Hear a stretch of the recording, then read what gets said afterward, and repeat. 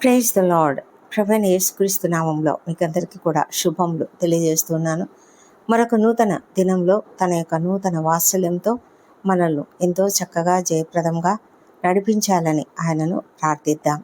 ఈ దినము వాక్యం ధ్యానించుకుంటుండగా పరిశుద్ధాత్మని కృప మనతో ఉండి ఆయన తన యొక్క జ్ఞానంతో మన హృదయాలను తెరిచి ఈ యొక్క జ్ఞానము మన హృదయములలోనికి ప్రవేశించులాగున మనము ప్రార్థన చేద్దాం.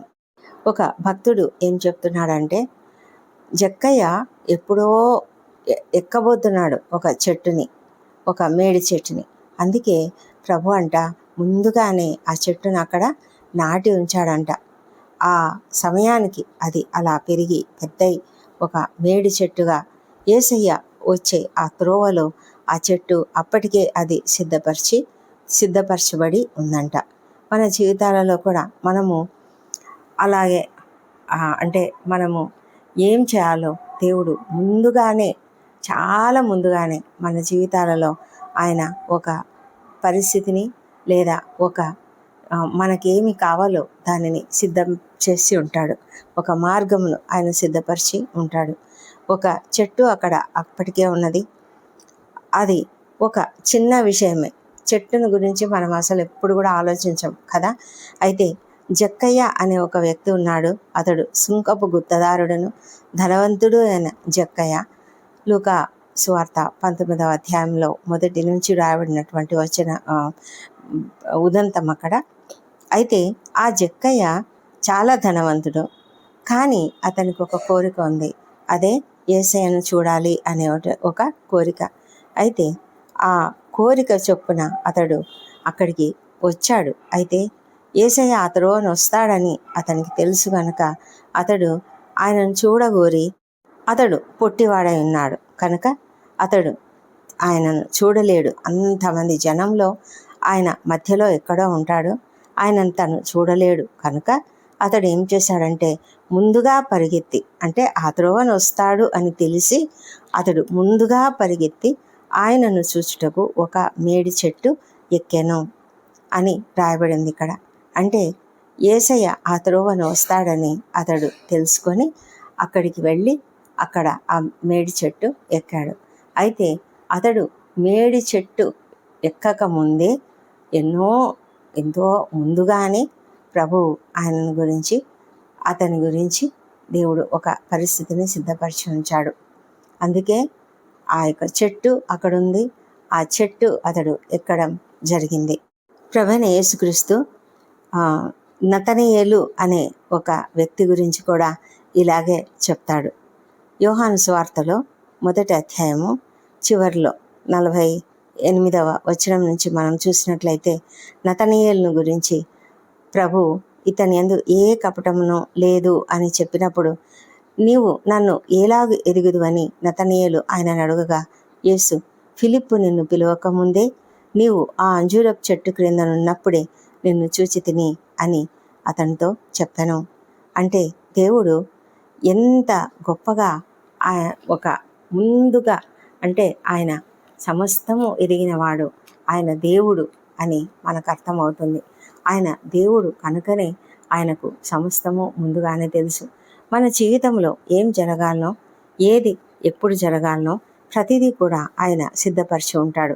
మనం అనుకుంటాము ఏదైనా ఒక అనుకోని సంఘటన జరిగినప్పుడు, అనుకోని వ్యక్తులు మన జీవితంలోకి వచ్చి మనకు సహాయం చేసినప్పుడు, లేకపోతే అనుకోని విధంగా మనము ఒక పరిస్థితిలోనికి వెళ్ళినప్పుడు, ఒకవేళ అది చాలా మేలుకరమైనది అయినప్పుడు ఎలా జరిగిందో కదా అని ఎంతో ఆశ్చర్యపోతాం మనం.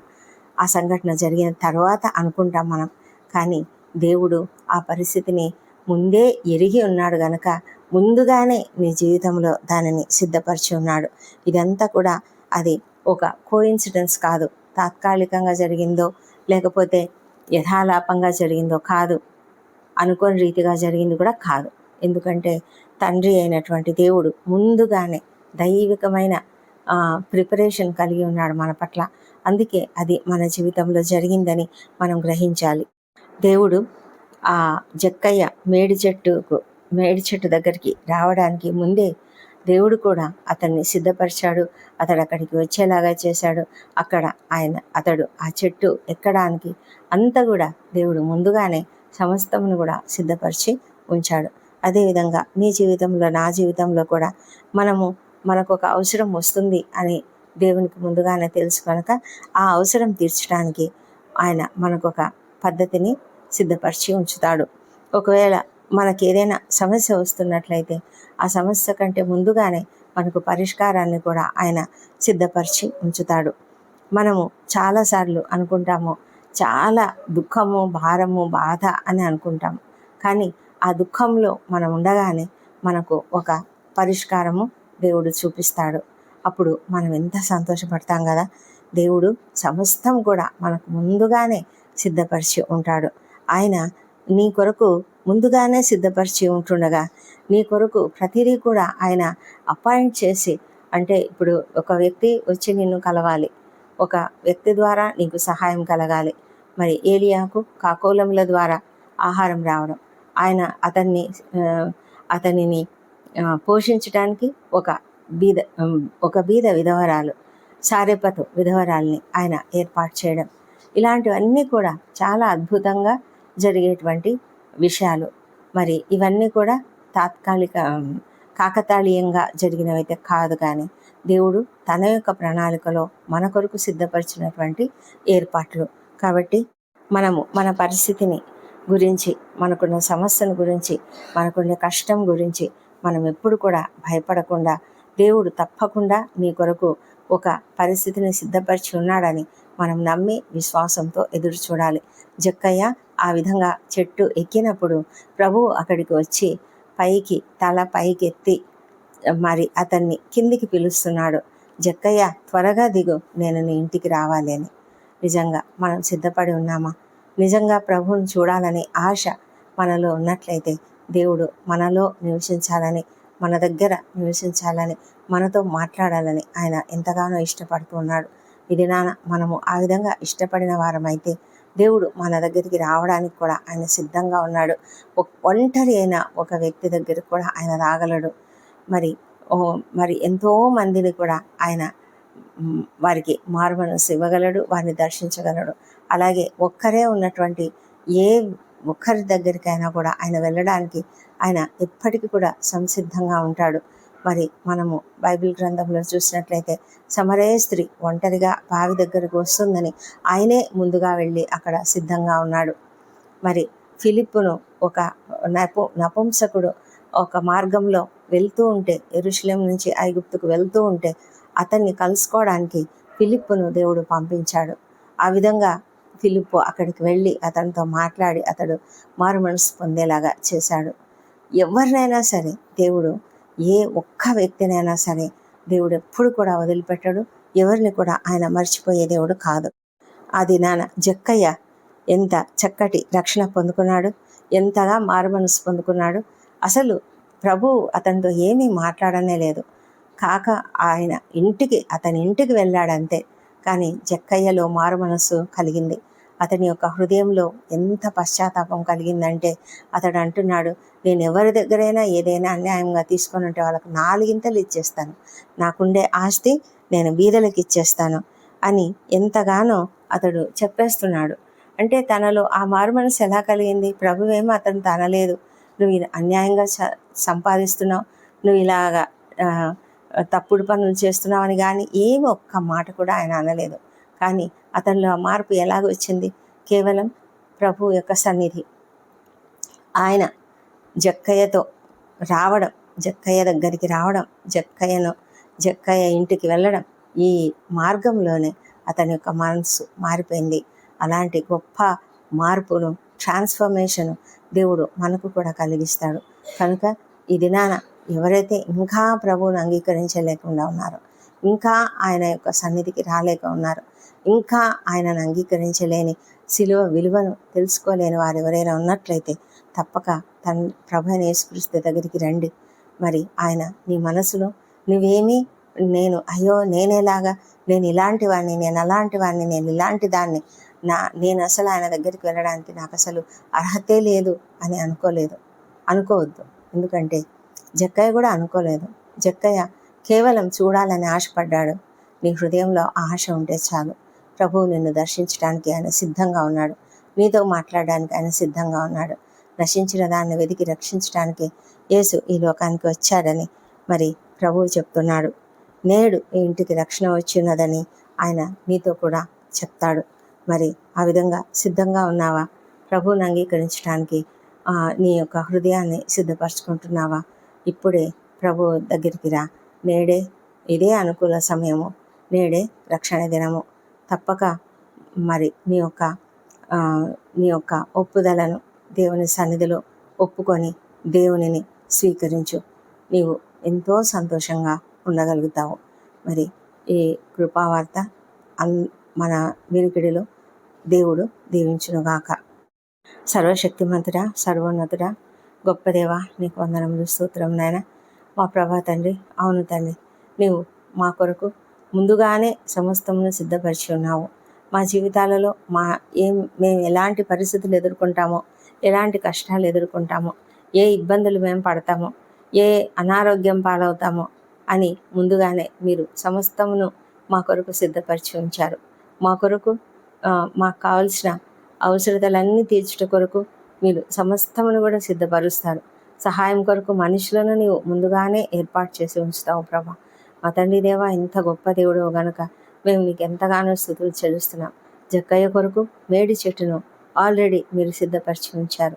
మా తండ్రి, అతని యొక్క రక్షణ కొరకు మీరు ఎంత గొప్ప ప్రణాళిక ముందుగానే వేసి ఉన్నారంటే మేమెంత ధన్యులం నాయన. మాలో ప్రతి ఒక్కరూ కూడా నీకు ఎంతో ప్రియమైన వారు.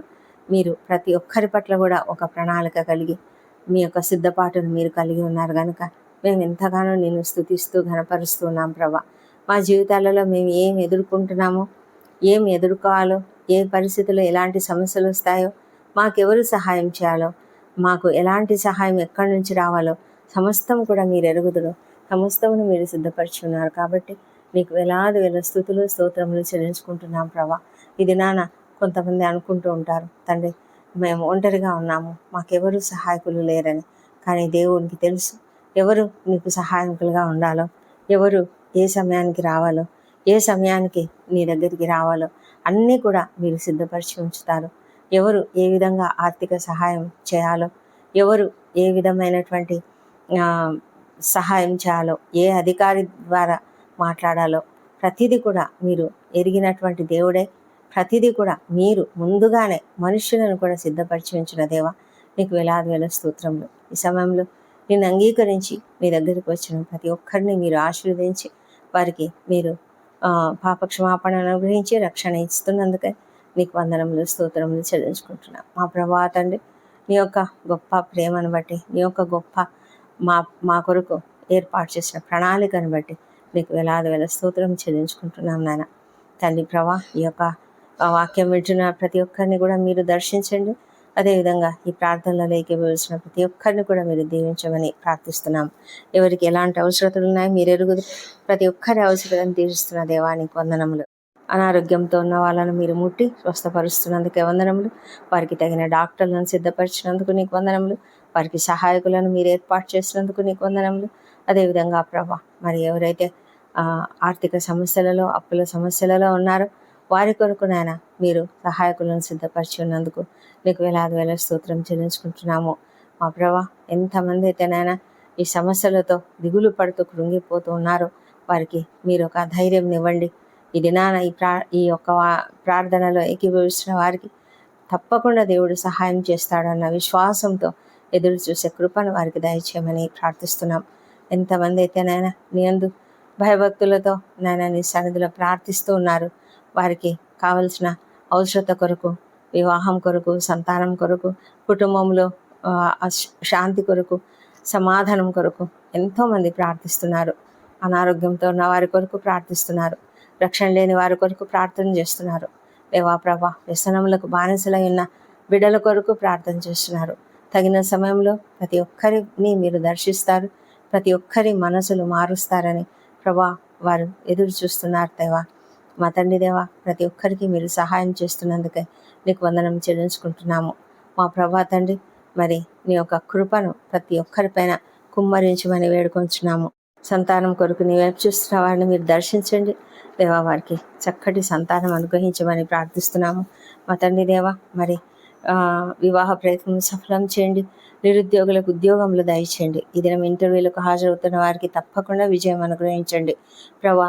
మరి ఎంతోమంది యవ్వన బిడ్డలు తమ చదువుల గురించి ఎంతో తాపత్రయపడుతూ ఎంతో ఆందోళనతో ఉన్నారు దేవా. వారికి తగిన మంచి సీటు, ఒక కోర్సులో సీటు కొరకు వారు ఏది ఆశిస్తున్నారో అది తప్పకుండా మీరు ఇస్తున్నందుకు వందనములు మా తండ్రి దేవా. అదేవిధంగా రిజల్ట్ కొరకు ఎదురు చూసిన ప్రతి బిడ్డకు కూడా చక్కటి ఉత్తీర్ణత మీరు ఇస్తున్నందుకై నీకు వందనం చెల్లించుకుంటున్నాము మా ప్రభా తండ్రి. మరి కనికరించండి, మరి దర్శించండి, ప్రతి ఒక్కరిని దర్శించండి, ప్రతి ఒక్కరితో మీరు మాట్లాడమని ప్రార్థిస్తున్నాం ప్రభా మా తండ్రి దేవా.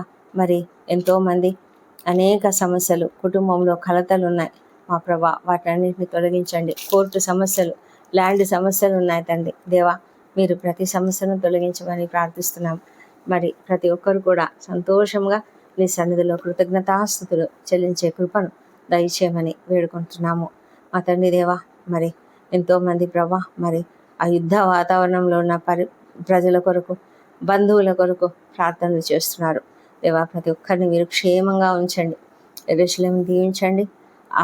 మరి వారి నగరులలో క్షేమమును, వారి ప్రాకారములలో నెమ్మదిని దయచేయమని ప్రార్థిస్తున్నాం. ఇశ్రాయేల్ దేశంను దీవించండి మా ప్రభా. యుద్ధ వాతావరణం తొలగించి శాంతిని, సమాధానమును కుమ్మరించమని వేడుకొంచున్నాం. రాకడ చాలా దగ్గరలో ఉంది తండ్రి ప్రభా. మేము సిద్ధంగా ఉండడానికి కృప దయచేయండి మా ప్రభా తండ్రి. మరి ఈ లోకము అశాశ్వతమైన లోకము, ఎంతకాలం మేము ఈ లోకంలో ఉంటామో మాకు తెలియదు, కానీ తండ్రి నీ యొక్క రాజ్యం అయితే స్థిరమైనది, శాశ్వతమైనది. ఆ లైఫ్ కొరకు మేము సిద్ధపడి ఉండడానికి మీరు కృప చూపించమని తండ్రి.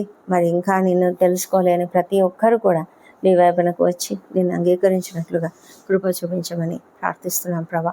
భయంకరమైన అడిక్షన్స్లో ఉన్న ప్రతి ఒక్కరిని యేసునామములో విడుదల వారికి దయచేయమని ప్రార్థిస్తున్నాం తండ్రి. కృప కలిగిన దేవా, నీకే వేలాది వేల స్తోత్రం చెల్లించుకుంటున్నాం. మా దేశంను దీవించండి. మా దేశంపై నీ పరిశుద్ధాత్మను కుమ్మరించండి. ప్రతి ఒక్కరూ నిన్ను తెలుసుకునేలాగా సహాయం చేయండి తండ్రి. అధికారులు, ఉద్యోగులు, పరిపాలకులు అందరూ కూడా నీతిగా, నిజాయితీగా పనిచేయనట్లుగా సహాయం చేయండి. సేవకులను దీవించండి తండ్రి. వారి యొక్క ప్రార్థనలు ఎంతో అమూల్యమైనవి ప్రభా. వారు ఎవరెవరి కొరకు ప్రార్థనలు చేస్తున్నారో వారందరినీ కూడా మీరు దృష్టించమని ప్రార్థిస్తున్నాము. సేవకుల కుటుంబాలను మీరు ఆశీర్వదించండి. మందిరాలు నిర్మించుకుంటున్నటువంటి వారి మందిరాలు త్వరగా నిర్మించబడినట్లుగా ఆర్థికంగా వారికి తగిన సహాయం, మరి ఎలాంటి కొరత లేకుండా కలిగించమని ప్రార్థిస్తున్నాం తండ్రి మా తండ్రి దేవా. ఈ దినము మా ఉద్యోగ జీవితాలలో మమ్మల్ని నీకు మహిమకరంగా వాడుకొనండి. మా ప్రయాణాలలో క్షేమమును, భద్రతను అనుగ్రహించమని ప్రార్థిస్తున్నాం తండ్రి దేవా. తండ్రి, ఈ దినం బర్త్డేలు, వివాహ దినములు జరుపుకుంటున్న బిడ్డలను దీవించండి. గడిచిన సంవత్సరం అంతయు మీరు వారికి చేసిన ప్రతి మేలును బట్టి నీకు వందనములు. రాబోయే సంవత్సరంలో ఇంకా అధికమైన మేలులను వారికి అనుగ్రహించమని ప్రార్థిస్తున్నాము.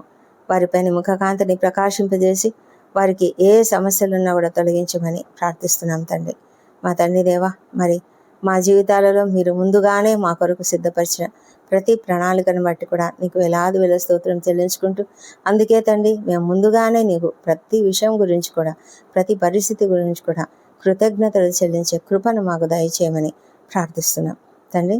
మా ప్రార్థనలన్నీ మీరు అంగీకరించినందుకు నీకు వందనములు. ఈ ప్రార్థనలన్నీ మా ప్రభువును, మా ప్రియ రక్షకుడు నేను యేసుక్రీస్తు నామములో అడిగి పొంది ఉన్నామని నమ్ముతూ నీకు స్తోత్రం చెల్లిస్తున్నాం తండ్రి. Amen, amen.